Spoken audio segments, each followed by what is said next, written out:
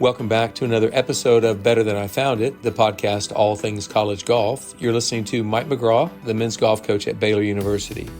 Joining me today on Better Than I Found It is former OSU golfer Sean Einhaus. Now, Sean is a very unique story in the history of college golf. To begin with, he's likely the only college golfer ever from the country of Nepal. At one point, he was the number one ranked junior in all of Europe. Now, you might say, well, Nepal is in East Asia, not in Europe, and that's true, but his dad was from Germany and his mom was from Nepal. Sean and I talk about a host of subjects, specifically the great memories of his time at Oklahoma State, specifically including the great relationships he made in Stillwater during his time there. He describes the danger of too much instruction and how that really thwarted his growth and progress as a golfer. He speaks about his close relationships with professionals Martin Kaymer and Morgan Hoffman and how both players inspired him to be better. Sean is no longer playing competitive golf, but he has a unique and inspiring perspective. His gratitude is contagious, and I know you'll enjoy getting to know this very special former player of mine.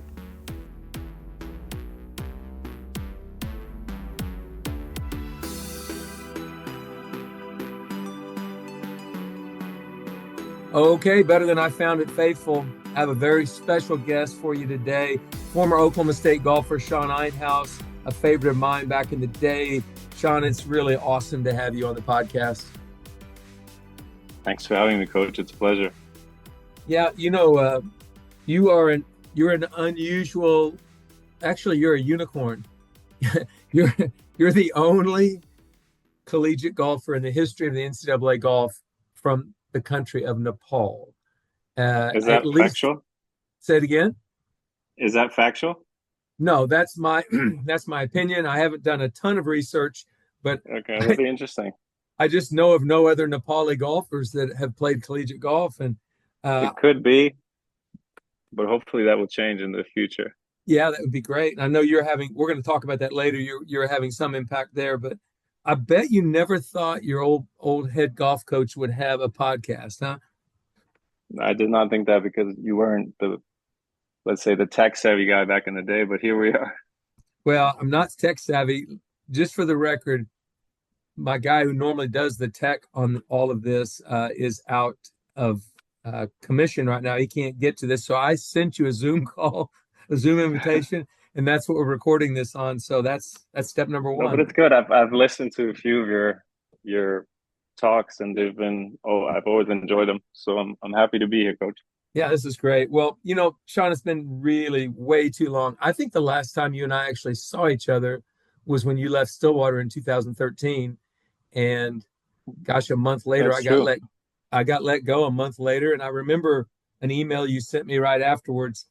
I think I sent you an email that said, basically, what are some of the things I could have done differently, or how could I have been a better coach, or how was your experience? And you wrote the most heartwarming, wonderful email back to me. And you were sorry that I'd been let go, but you gave some good suggestions. And I was thankful for that. But we haven't seen each other since then. Yeah, it's been, I don't know, how many years is that? 11 and a half. Oh my goodness. Yeah, like a lot of things have changed, but oh yeah, boy. I mean, I have nothing but fond memories of you and the time at OSU. Was such an amazing time in my life. And yeah, I have nothing but good things to say about the time you and I shared there. We did share a bunch of good times.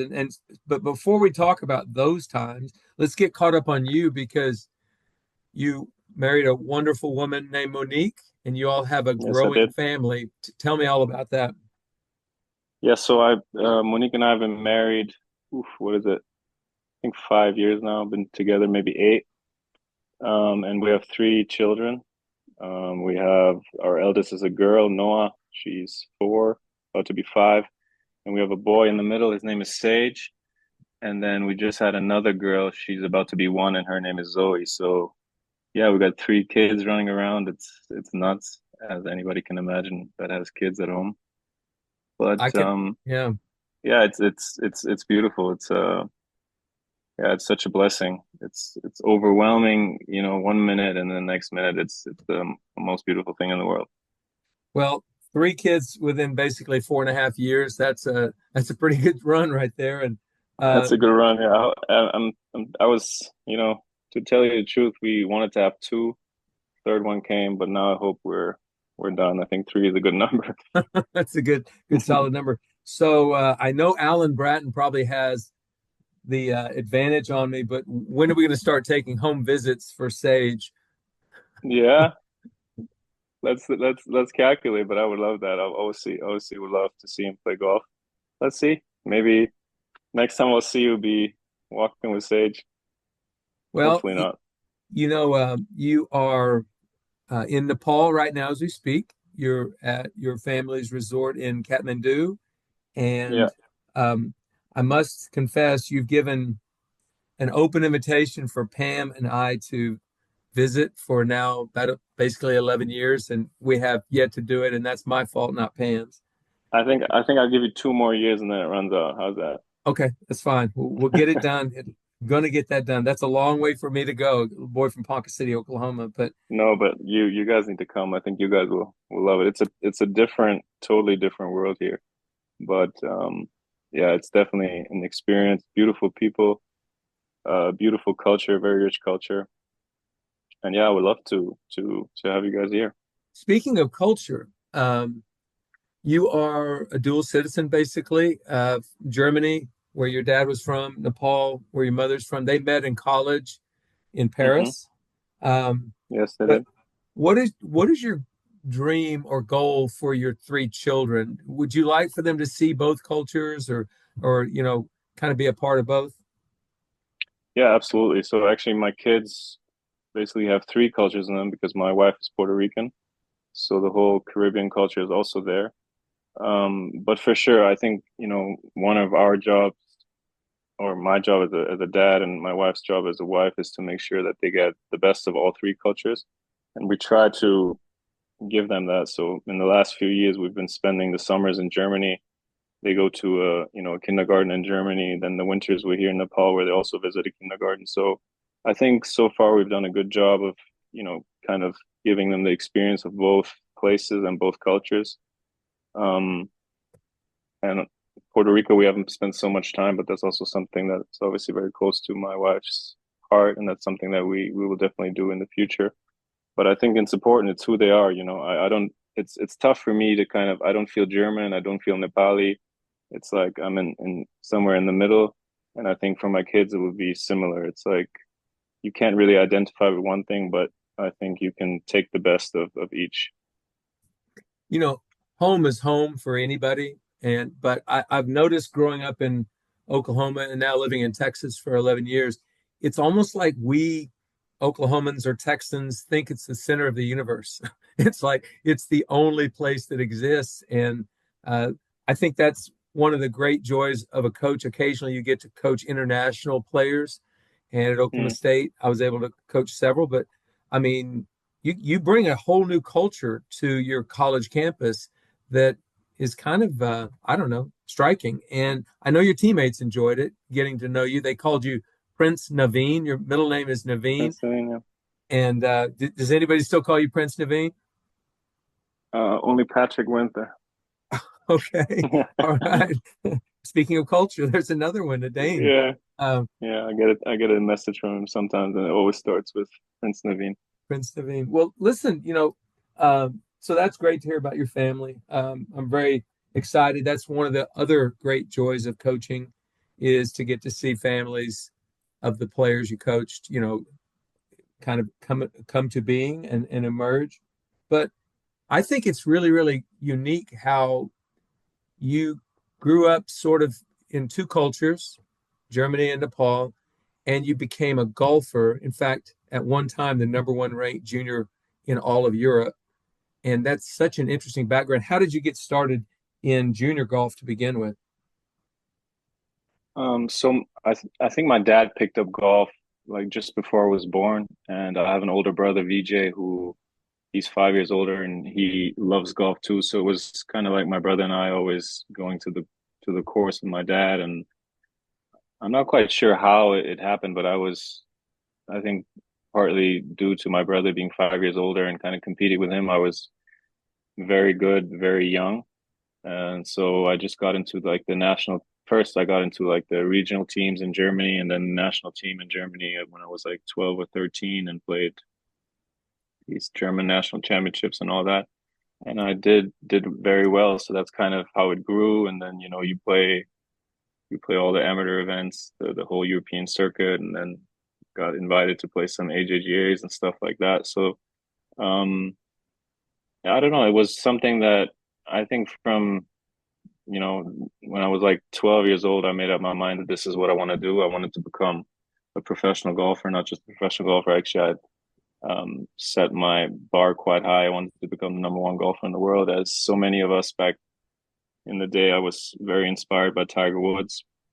Um, I think also that whole, Tiger's mom being Thai and my mom being Nepali, I kind of took that half Asian mix and that spoke to me as well. So yeah, I just tried to go all out and I did for a number of years.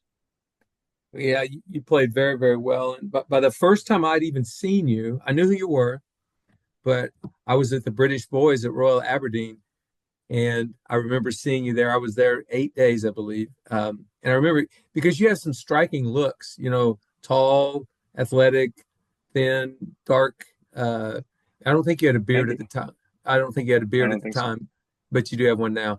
Um, but Not always. anyway, you were very noticeable, and but you didn't look German to me. You look a little bit more Nepali than you do German. So, um, Yeah. yeah.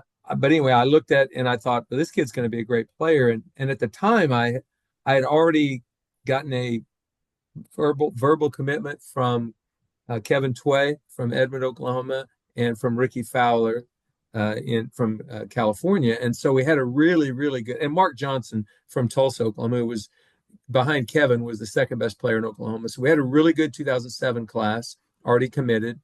And you were part of the 2008 class, and I was recruiting. Gosh, who was I recruiting? Peter Uline, who was the number one ranked junior in the country, and Morgan Hoffman, who was an up and comer, but just a really talented guy.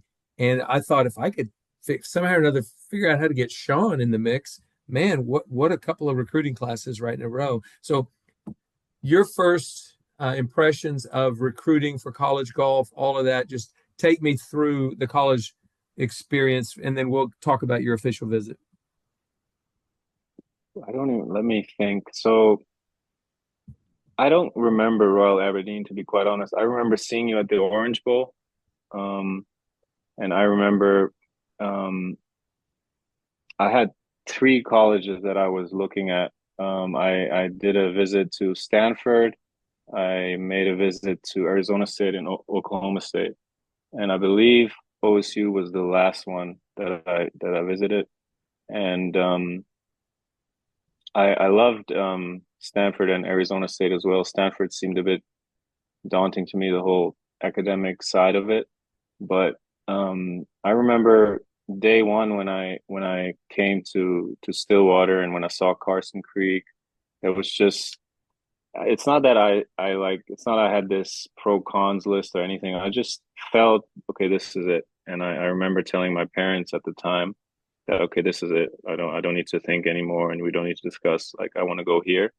Um and yeah, it's just it was a very easy decision. I don't know what I based it off. It was just a gut feeling. And yeah, it was just I think from yeah, obviously all those three choices would have probably been great. And I get asked this question a lot, like, oh, OSU, was it good for you? Was it not good for you? Because especially the Europeans think that I kind of got worse at OSU. Um, and yeah, I mean, I had the greatest time ever. And I think Oklahoma State, the program, Stillwater in general, just gives you everything that you need. Um, so I would not uh, change one thing. I loved every minute of it. And I think for my development, um, it was amazing. Maybe I could have played better for sure, but I wouldn't trade it for a thing. Well, I'm glad you say that because your teammates, your coaches feel the same way. Just the experience that we had with you was amazing, even though it wasn't perfect and the journey had some bumps in the road. But I've never told you this, and maybe I have. I don't think I have. on your official visit, your mother pulled me aside, and she was such an interesting lady, so intelligent. And I knew she was very successful, but I didn't expect this comment. She said, Coach McGraw, my son is a good boy, and you will never have any issues with him. I think you'll find he's very respectful. But he's also had life pretty easy to this point. I expect you to challenge him and toughen him up.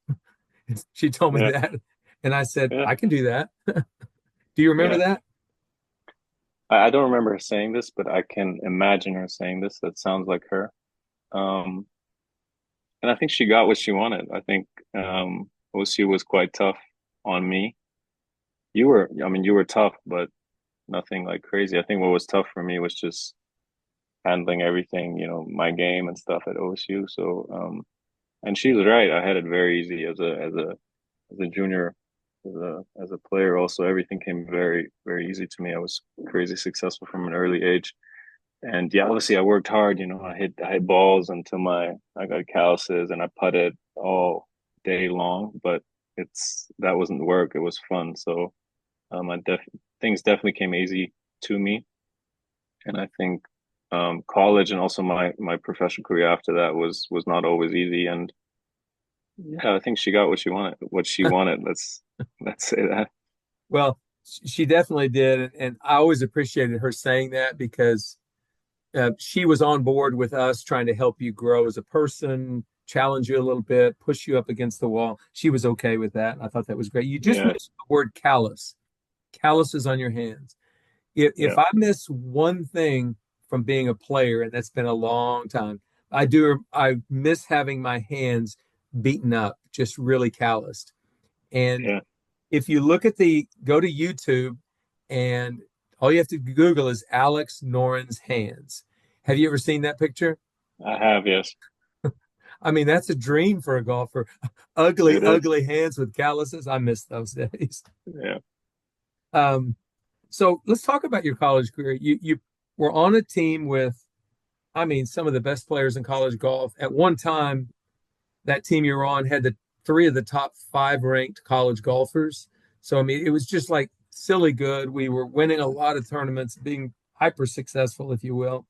Um, but your game was struggling, especially your freshman year. And I remember you didn't play in the fall. And Alan Bratton and I were talking, and if he doesn't play well in these first few qualifyings, he's probably going to need a red shirt.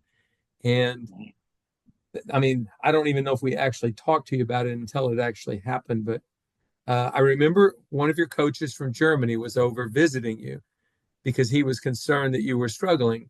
And he talked to me and he said, I just don't understand why Sean's not playing better.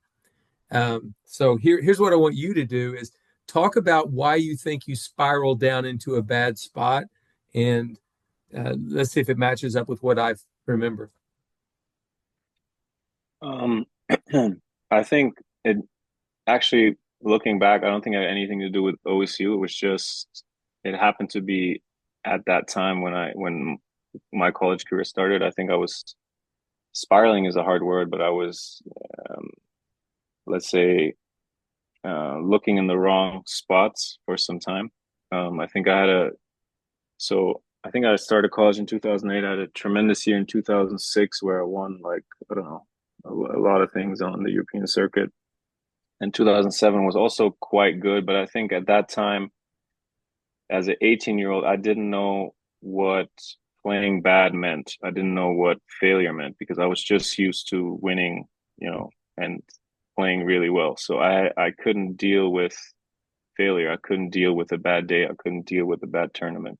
And I think when I got to OSU, I was one of the best juniors in Europe. And then, you come to OSU, and I mean, it wasn't like I was looking around and I was like, wow, these guys are so much better than me. But at that time, they were playing better than me, and which was something I wasn't used to, let's say.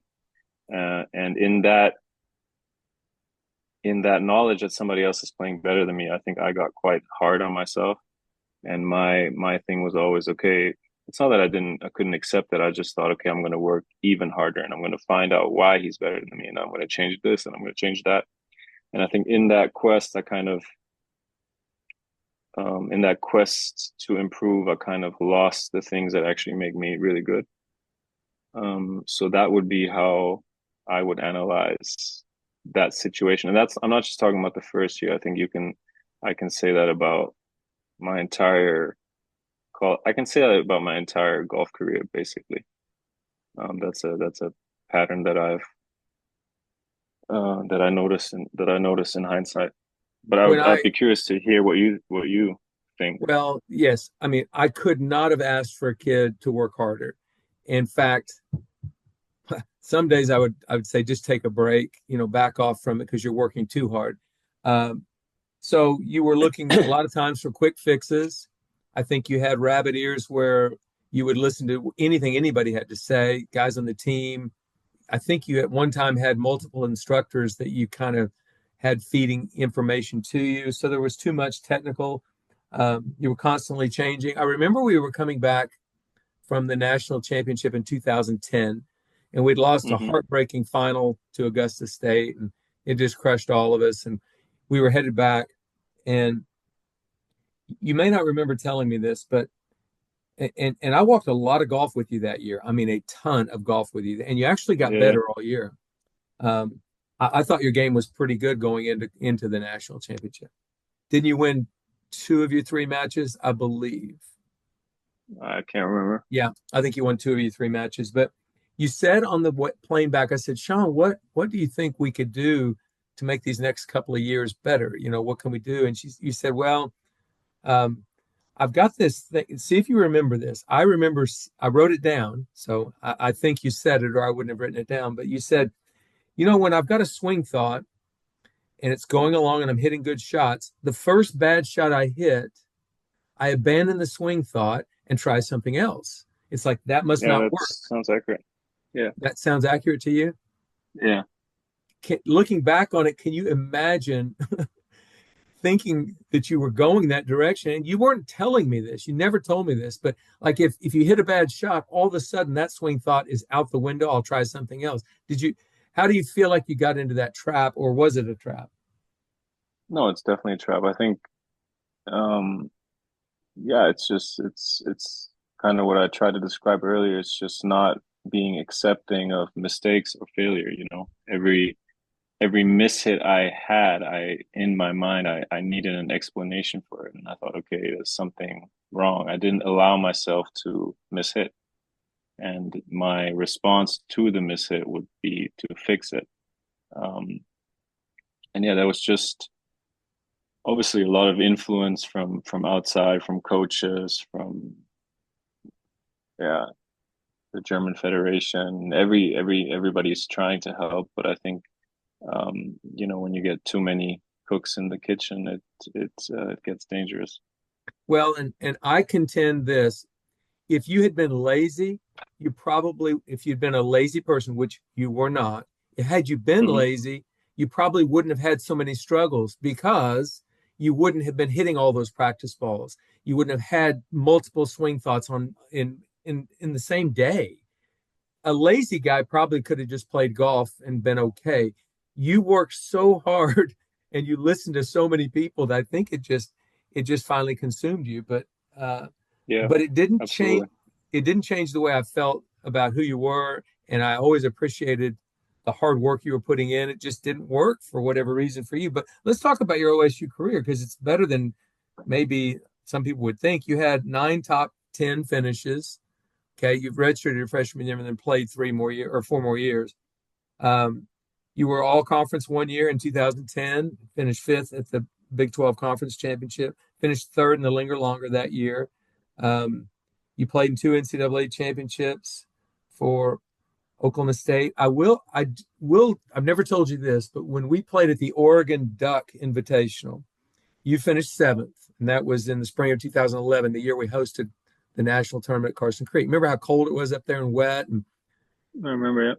and you weren't hitting it well. It was sort of like what was customary at that time. You would kind of get too focused on the technique. And Casey Martin, the coach at Oregon, found me before we left Eugene, and he said, "I've never seen anything like what Sean did this week around the greens." And I said, Yeah, I remember I just smiled. Oh, you do remember that? that. I remember that. Yeah. Yeah, I just smiled because I said, I get to see it every week. I would say this is a strong statement, but I coached a player here at Baylor named Cooper Dossie, who's on the Corn Ferry Tour right now, and his hands were Hmm. absolutely amazing, and they still are. I mean, he's just got amazing hands around the green. And I would put you and Cooper in the same category, and I'm going to put you in a category with Seve Ballesteros. It's a little strong. I know that's a big statement, but your hands were unreal. Now let's talk about where did you develop that incredible touch around the greens? Um, I love pitching, chipping, putting. That's all I did when I was a kid. Yeah, so many games with my friends or my brother around the chipping green. I just loved it. I think it's just hours and hours of doing up and downs, and yeah, I don't know. It's just a natural thing for me to pitch, chip, bunker, putt. Good. Yeah, you were really good at it. And I would imagine if you just spent a week doing it right now, it would come right back to you, no doubt about it. Yeah, my short game is still all right. Yeah. Still good. Okay. So we talked about too much instruction, technical thoughts, constantly changing, quick fixes. What would be your best advice to a junior golfer who's getting a lot of information thrown at him that's technical, that's swing technique, that's he's getting too much? What would your advice be to him? Um, I have a really good story, maybe, and they can take their advice from that story. So I don't think I've ever told you this story, but um, I remember it was my junior year, and I was so frustrated with my game that I actually was considering leaving OSU. I don't know if you remember that. I do And not remember that. you sent me to Coach Holder's office, telling me that he wants to speak to me. And at that time, I never had a conversation with Coach Holder that was longer than, "Hey, hi, how are you?" So I was bit intimidated. So I went into his office and we spoke for, I don't know, an hour in his office. And he basically asked me to go to the range with him because I explained my struggle. So I explained that, basically what happens during 18 holes, I'll block two drives and that will cost me two double bogeys and I will just mess up my whole round and I will lose my confidence there. And I always fought the high right, so the block off the tee. So he took me Karsten, the other range, where we use our own balls, and he put 14 balls down, and told me, "Let me see the block." So he gave me a corridor, and he said, "Okay, hit these 14 drives, and I want to see the block." So I'm standing there, and I'm like, "Okay, this is kind of weird." Like for the first time, I'm actually like welcoming the block because I want him to see it. So I'm hitting these drives, and I've hit like five, six. They're all pretty good, all in the corridor. None of them are actually not even in the right half of it. Some of them are drawing. So as I keep hitting these balls, I'm like struggling. I have this internal struggle to say, okay, come on, like why can't I? I want to hit this shot right now, but it's not coming. So, anyways, I keep hitting 14 shots, and I'm not joking. All 14 shots, none of them was right of the corridor. I think I missed one or two left. Uh, 12 of them were really good, and of the last one, the 14th one was absolutely piped it down the middle. And I remember looking back at him and he just kind of smiled. And I was very frustrated at the time because, I didn't hit one to show him. And he didn't say one word. He just looked at me and then he turned around and he walked off. And I remember like saying, coach, like, like, okay, let me hit a few more or something. And I don't know what he did. He just walked home. And that really, yeah, that made me think a lot, because up until that point, my I was just looking in this one direction, technique, quick fix. I thought I could get one little adjustment and that would fix my whole game, my whole swing, everything. Just give me one little thing. And if that's not it, then I'll find the next tip from the next person. And that made me realize that, yeah, there's so much more to playing good golf, and that there's this whole other side to golf. Obviously technique is crazy important, but um, yeah, the whole mental side, the whole subconscious side is so strong. And I think if anybody is struggling with their game, I think it's mostly it's very easy. I think we all have certain tendencies. We all have certain patterns. Once you understand the pattern and once you work with a coach who can kind of guide you in that pattern that you have, I think you should stay very, very consistent in that. You shouldn't deviate too far from it. Even if that means, you have a bad round, a bad week, maybe even a couple of bad months, I would try to stay consistent in that work that you're doing and in that pattern that you've created with your coach, or if you're doing it on your own. I think consistency wins every time. If you're hopping from one swing to the next, one swing thought to the next, you have no chance. Well, I don't remember that story because that's something I've never heard. I do remember sending you to Mike because Yeah, I don't I think was I just ever. I don't think I've shared this story with a few players, but I've never. I don't talk about this story that much. But it was a yeah that experience had a profound impact on me because it literally it made me think. Like I was pretty messed up after that. I remember going home to my dorm and like I didn't understand what just happened. Like because for the first time I wanted to hit a bad shot and I couldn't. So Mike was pretty brilliant in a lot of ways. And he what was he also was was brilliant there was he didn't sit there and explain it to you for an hour. He left and made no you think about it. he did. Really, really good. Well, okay, that's good advice. I think I once had David Edwards, who was the tour player from Oklahoma State who played the PGA Tour and won 4 times. And he said, I tell your young players to stop trying to fix shots, only fix trends. In other words, if it's Yes, happening over a long period of time, yes, I need to fix that. But a golf shot, I don't have to fix a golf shot. And that's what would that's have it. helped you had I told you that. But Mike got to you. But even if you had told me that, I wouldn't have accepted it in that moment, I think. Maybe so. Because you would have had to tell me like probably 100 times. Question, Sean. Um, Relative to your dreams, what you had dreamed about doing, being an All-American, being a PGA Tour player, winning on the tour, being number one. Relative to your dreams, that career has to feel, and I'm going to use a strong word, but I'm going to use it anyway, a failure of a career. It didn't. You failed in that attempt, correct? I did, Okay. There's nothing big wrong time. with that, but why is that okay? Tell me why that's okay. Um, See, I think, right now, the in the state of life or in the phase of life that I am, I've kind of come to the conclusion that success and failure are like one and the same thing. I think, I grew up my whole life defining success in a very superficial way, in a very measurable way, but very outward way. So it was always based on a ranking, based on a win, based on beating somebody else. And while that does give you fulfillment, while that it does give you, let's say, happiness for a short period, I don't think that really lasts so long.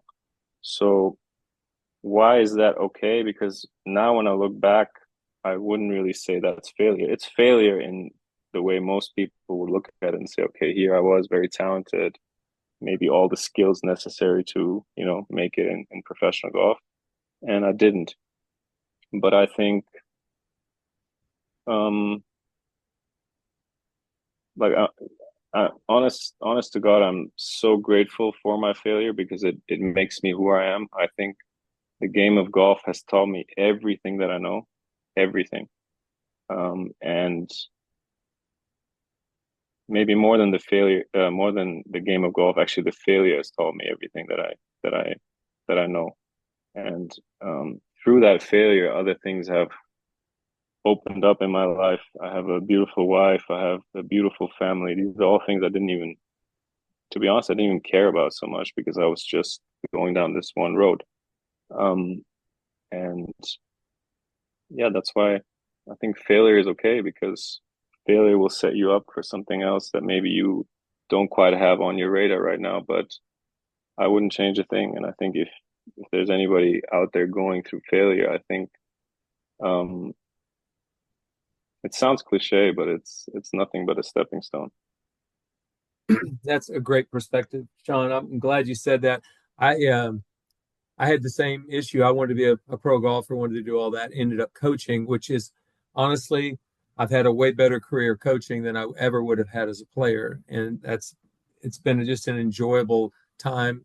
And getting to talk to a player like you that I first met in 2006, and here it is 18 years later, and we still have a relationship. That's important. And we can talk about those times that we went through and not be hurt by them. It's just part of our No. journey together.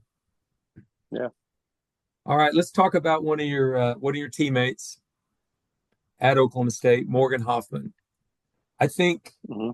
it's one of the most under talked about stories in golf the last couple of years, what Morgan's done to come back from muscular dystrophy, which he still suffers from. But I I know you admire him, and I definitely admire what he's done. He's still playing professional golf, and that's like unheard of with muscular dystrophy. His goal is for his foundation to rid the world of muscular dystrophy through holistic healing. Talk about your relationship with with Morgan, and just everything about that that inspires you.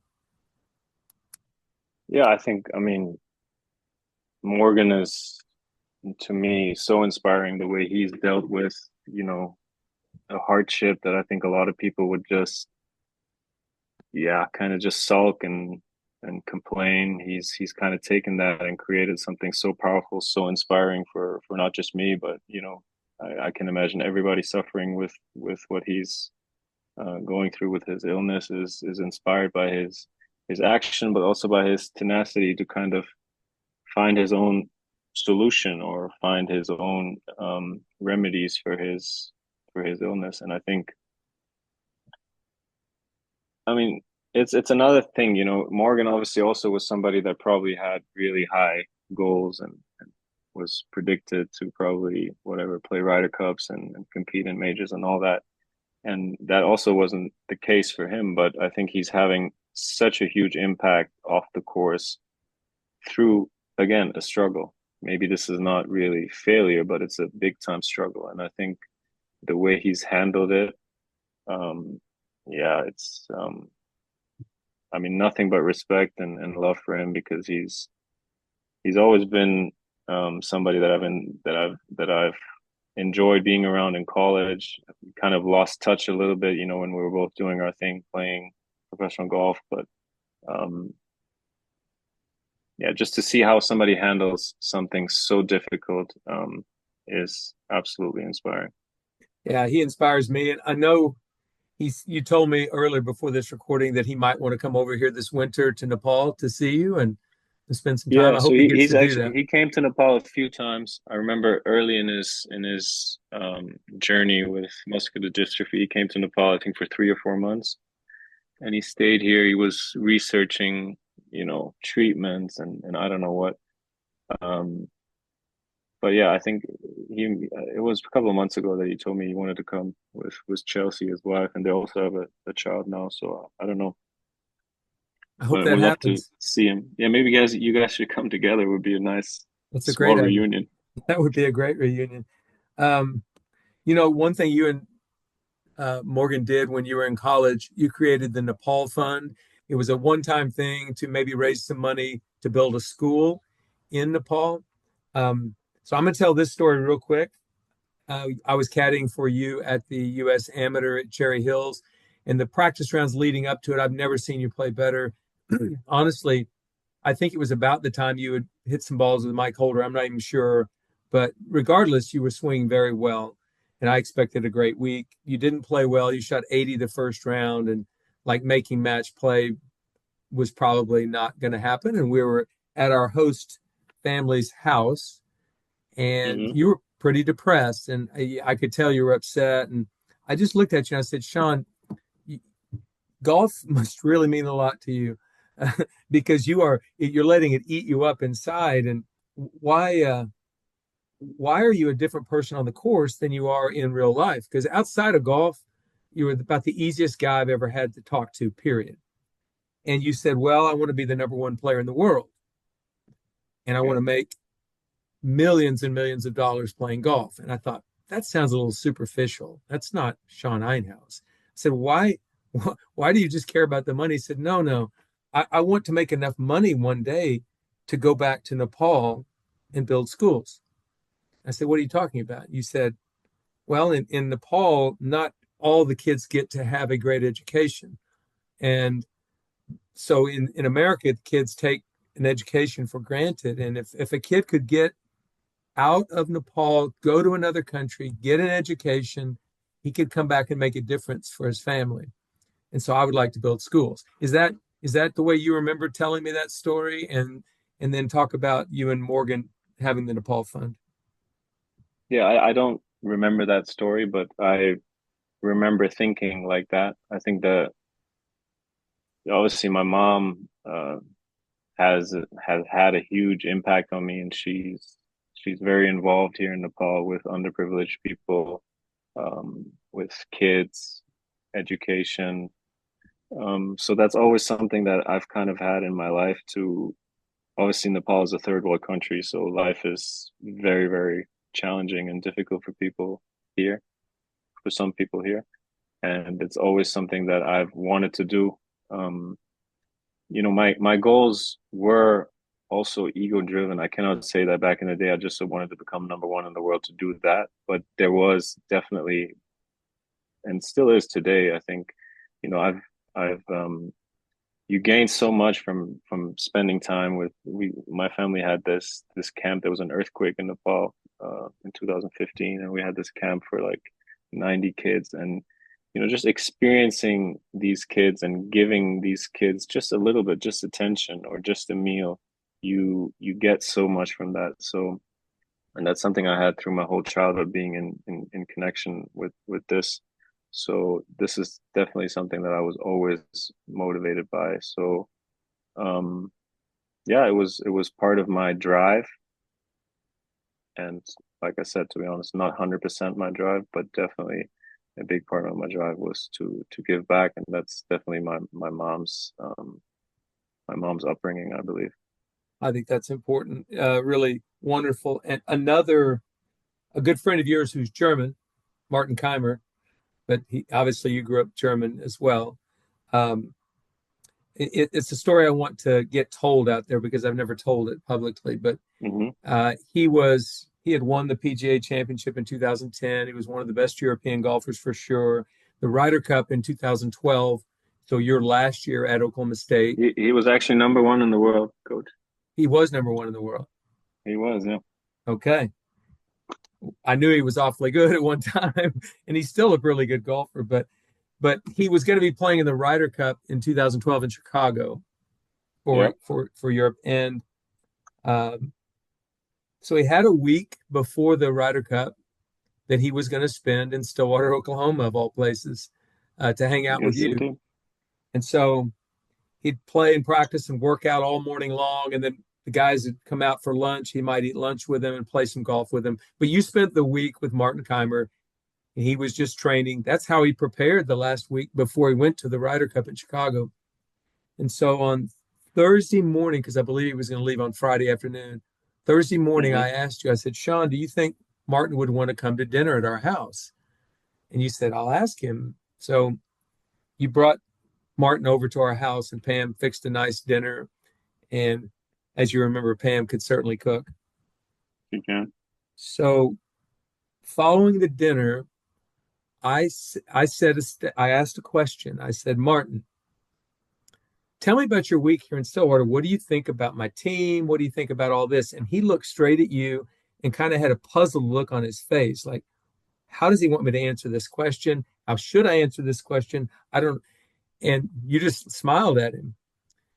And I said, well, Martin, you can say it. Tell me what you think. He said, well, and you gave him the encouragement. Go ahead, Martin. Tell him what you think. He said, I like your kids, and your kids are great players, but I feel like they're taking this opportunity for granted. I think they're a little bit entitled. I think they have no idea how good they have it. If I had a place this good in Phoenix where I have an apartment to practice and play and train every day, it would be amazing. Most professional golfers don't have this. I just never forget him saying that and knowing he was right. He was Yeah, absolutely right. Do you remember that little conversation? I do remember that. Yeah, I remember Martin was quite, I wouldn't say shocked, but he was surprised at everything. The facilities. I remember I remember Taylor Taylor Gooch was wearing like gym shorts on the course one day, and he looked at me and was like this is okay. And I'm like, yeah, that's fine. What's the problem? But yeah, he was definitely surprised at everything, the facilities, everything that we everything that we got to do there was surprising to him. Yeah, I just And he, appreciated him saying that to me because it reminded me in a yeah, coach's. Go ahead. I think if you can compare that to how he kind of had to come up, I mean, I remember when he turned pro, he went to Phoenix, and actually his brother, just a couple of weeks ago, Martin got married, and his brother gave like one of the best speeches I've ever heard. And he shared how Martin had to, when he was in Phoenix, he didn't have a membership at a private club or anything. He had to go to this range and buy balls. Like a bucket of balls was so and so much, and he just had to save up to buy this bucket of balls. And I think it was Christmas or his birthday. I can't remember, but his brother said that Martin had called him and said, and Philip, his brother, asked him, "Hey, Martin, what are you going to do for your birthday tonight or Christmas?" I can't remember, one of the two. He's like, "Well, I think I'm going to buy a steak." So he went to some nice grocery store and he had the steak and he was about to check out. And then he changed his mind. He put the steak back because he kind of calculated this was equal to, I don't know, 500 balls out there tomorrow. So he would rather hit the balls. So that's the contrast. Here we were hitting Pro V1s and we were moaning about having to pick him up on the other range and having to settle for NXT on the other range. And here he is, not eating a steak so that he can hit his bucket of balls. So that's a big contrast. And I think, um, yeah, if you don't know how to value what you have, it can bite you. Yeah, I honestly, the thing that I got out of that conversation the most was that he had enough courage to say what he really thought, and Yeah. he wasn't divisive about it. I mean, he wasn't talking down to our players, but it was just that I think they don't understand how good they have it right here, and they Yeah. should be more grateful. And Martin is another great example of, what we were just talking about, let's say the whole swing and technique stuff. I think for as long as I know Martin, he's been working with Günther Kessler, his coach, and for as long as I've known him, he's been working on three or four things in a swing. It's very consistent. It's always this. I mean, I've had more swing thoughts in two holes than he's probably had in 25 years career. I mean, I'm exaggerating, but um, I think that's why he's so good. He kept it fairly simple. He stuck to his plan, and he just kept improving. Small incremental steps go a long way. Yeah, very impressive. At the time, I believe he was 27, maybe 28 when he had dinner with us that night at our house. And I thought to myself, tell me about your childhood. Tell me about he said, well, my parents gave us something that has stuck with me to this day. He said, they told me that you should love, you should be honest, you should be disciplined, and you should respect others. So love, honesty, discipline, and respect. He said, if you can kind of do that, you're going to have a good life for sure. Do you remember Yeah, him saying that? I don't, but he has a foundation that I believe those are the, let's say, principles of his foundations, if I remember correctly. Well, I definitely was pulling for Martin that next week in the Ryder Cup to do well. I was still pulling for the United States to win, and ironically, he made the winning putt for Europe. He did. He did. So I was pulling for him to do well. He just did a little too well for me. Yeah, that was a good putt he hit. That was a good putt he hit. Well, um, Sean, before we finish here, I just want to say I think you are the reason you and people like you are the reason that coaches have great value in what they do and great rewards in what they do. Because um, it's easy to look at a coaching record, and say, okay, I remember that, or I remember this, or whatever. But honestly, when I think of you, I think of character. I think of the way you treated your teammates. I think of the absolute gratitude that you lived life with. I think of the discipline you had, the hard work, all the things. You may not have done everything right, but it was the intent was there. Always the intent was there. And so I think that's what's really, really great for a coach. And our rewards, our coach of the year, our trophies are the players and the way they live their life. So I want to thank you for that. Thank you, Coach. That's nice to hear. Tell me this. Are you ever going to come back over to the United States? I am. And I definitely need to pay a visit to Stillwater. I've been saying that for years. I need to make it out there, and I'll also come see you. All right. Before we finish, and I would love that, but before we finish, I want to ask about one putt that you made on the 18th green at Karsten Creek, the match against Augusta State in the finals, or the semifinals of the 2011 NCAA. To this day, have you ever heard a roar that loud in your life? I have not. I mean, I try to tell people, I try to describe that moment, because including the fans that were on the fairway and on the side of that hill, there were about 3,500 or 4,000 fans that all screamed at the very same time when you made that 20-footer. And by the way, so I'll describe this before we finish. I had walked with Taylor Gooch that day. He won his match 6 and 5. You were in the group behind. So I walked back, and as I'm walking back toward 13T, I hear this roar, sort of semi-roar, and your opponent had holed a wedge for an eagle on number 12. You did. I thought that was you doing something good, but it was your opponent. And so I followed you the rest of the way. And all I'm there to do is just to calm you down, because there's a lot of pressure and a lot of people following. I didn't read a single putt, just kind of calmed you down. I remember you were struggling a little bit on 17 and even won the hole, or 16, and you won the hole. And on 17, he made about a 35-footer straight downhill to tie the hole. And we get to 18, and you've hit it in the front bunker in 2, and you blasted out a little strong, about 18, 20 feet past the hole. And I'd never seen the flag in this very spot. And you would have to agree, it was never in that same spot. And all of a sudden, you asked me, Coach, what does this putt do? And I looked at you like, are you kidding me? We've walked all these holes together. You haven't asked me to read one putt, and now you're asking me to read this putt. Yeah. I just said, I think it goes a little right. That's all I could see. And you buried that thing, and the crowd went crazy. Great memory for me. Yeah, that was a good moment for sure. I actually remember I remember asking you, because I was a bit unsure about, it was probably 2 or 3 cups of break, and I remember asking you, but after I asked you, I remembered telling you, I don't really care what this putt does, it's going to go in. I do remember you saying that. That was that freed me up just enough to make it. Well, you made it. It didn't matter if it was 2 cups or 3 cups. I had the right intention behind that one. Yeah, you did. You did. Well, Sean, it's been a blast catching up today. Thank you for your example, for your perspective. And I'm so thrilled at how life is turning out for you. You're doing great. So thank you so much. Thanks, Coach. It was a pleasure. You bet.